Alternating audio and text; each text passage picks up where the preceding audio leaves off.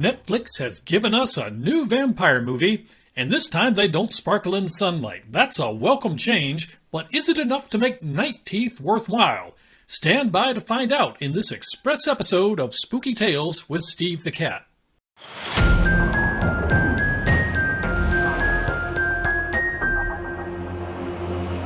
Hello and welcome. I am Steve the Cat, host of PBDCtv's horror movie discussion program, Spooky Tales with Steve the Cat. Today I'm going to take a few minutes to give you an express review of Netflix's new film, Night Teeth. Night Teeth is, of course, a vampire film, and if the title didn't already tip you off, then the promotional artwork certainly will. Night Teeth tells the story of Benny, a young college student from the Los Angeles area. Benny's a good kid from a lower-income family. He's studying economics in college and hopes to graduate and get a job that will allow him to take care of his grandmother who raised him.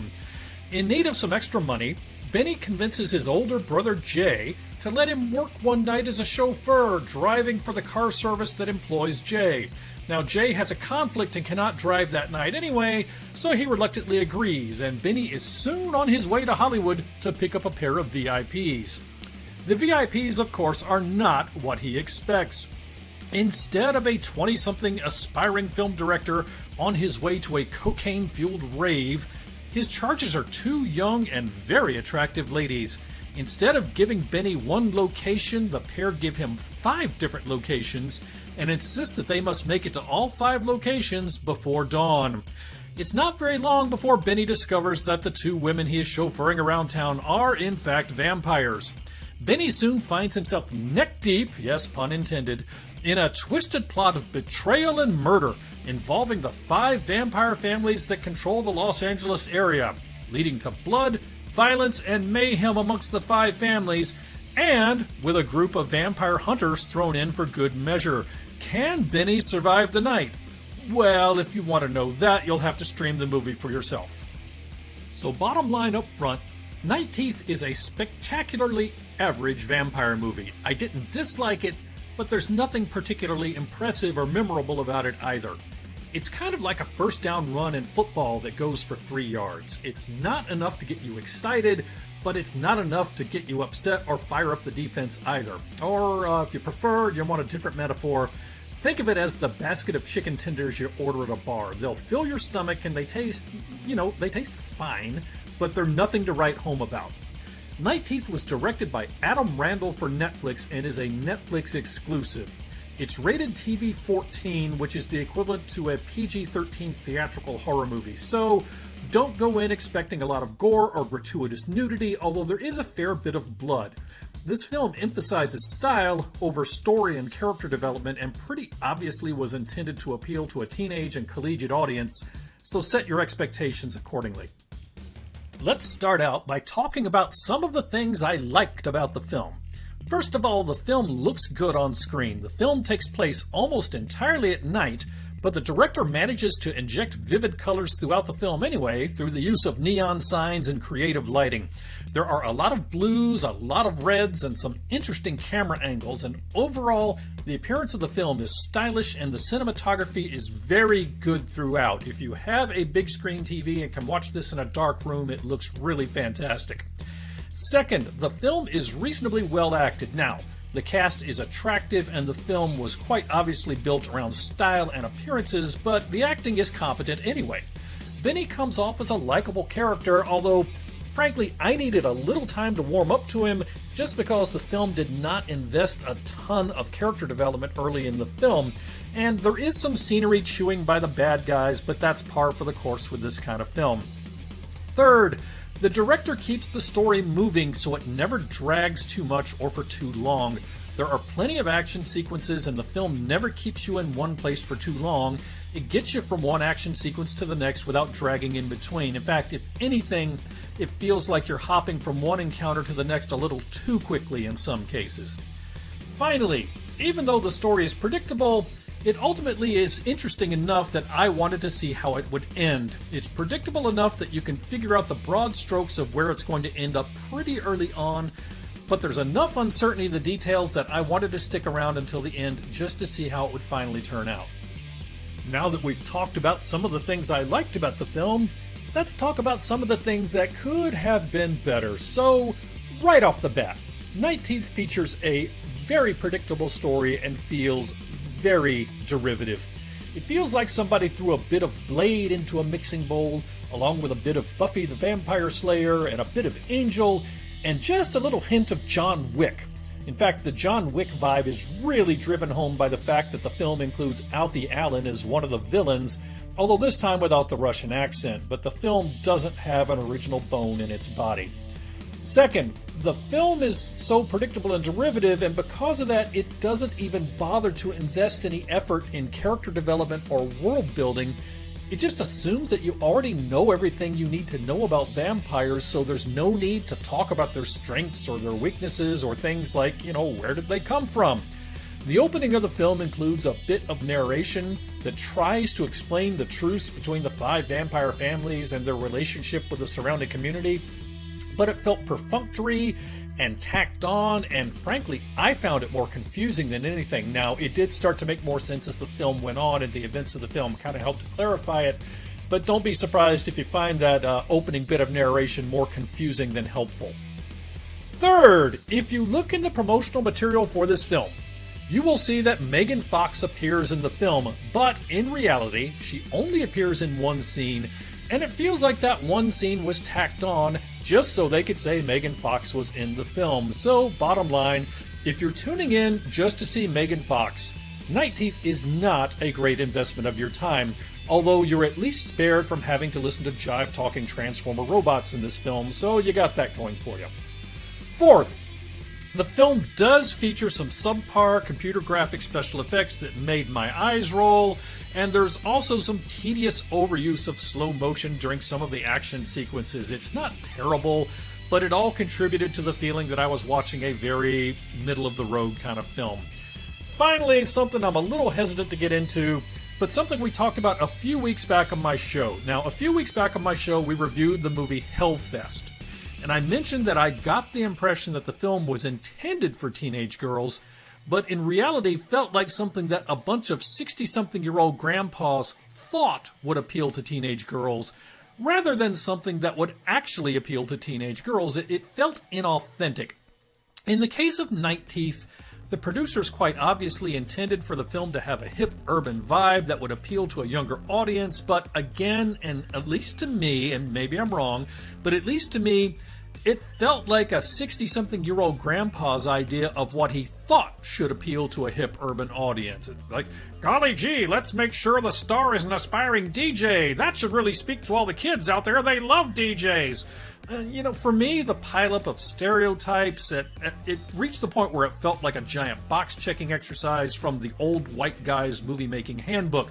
Now, on the other hand, I am much closer to being a 60-something grandpa than to being a hip youngster, so I will leave it up to others to decide if they find the film authentic, or insultingly stereotypical, or maybe this is just yet another manifestation of the fact that the movie is very predictable and derivative. I'll leave that for you to decide, but it was enough to at least set up my antenna, so I'm curious to know what everyone else thinks about that. So in summary, Night Teeth is a perfectly pleasant film that's too enjoyable to be called a bad movie, but too derivative and predictable to be anything beyond just average. It looks good on screen, it features a pleasant enough cast, and it manages to keep the story moving at a reasonable pace. But it suffers from a significant lack of originality that makes it entirely too predictable. It's so predictable, in fact, that the director just skips over much of the character development and world building that you normally would expect to see in a film. You're treated as if you already should have learned all of that stuff from any of the other billion vampire movies that are already out there. It's not a bad film, but not an inspiring one, and it's probably a better choice for teen audiences and casual horror fans.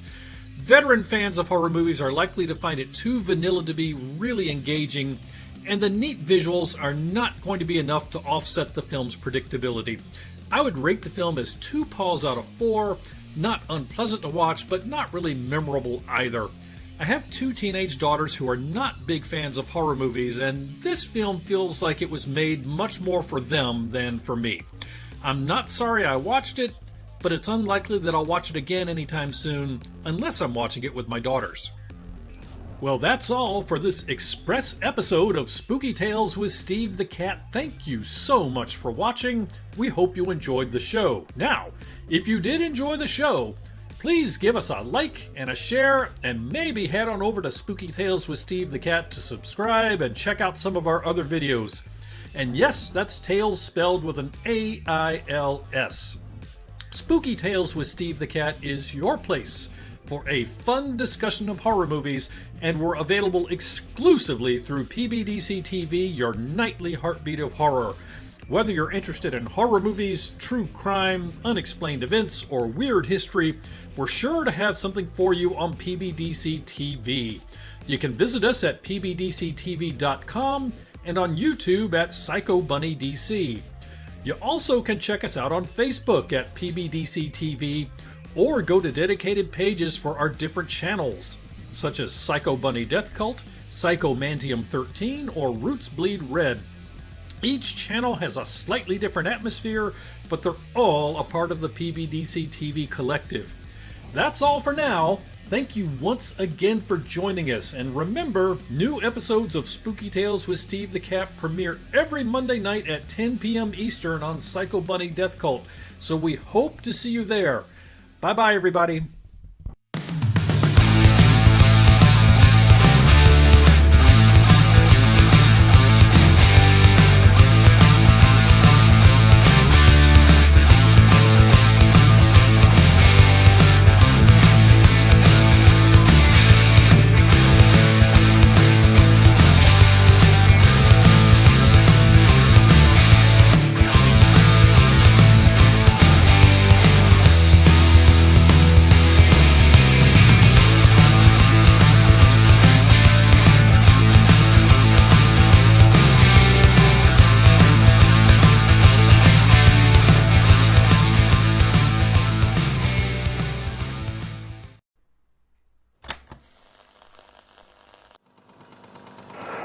This is Mikey from Out of the Ordinary, and you're watching PBDC TV.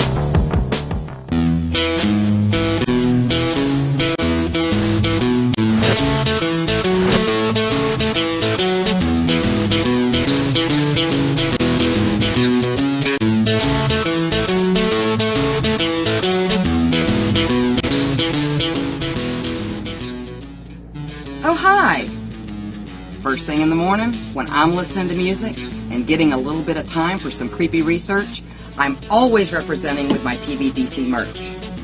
What a better way to have a cup of coffee in the morning.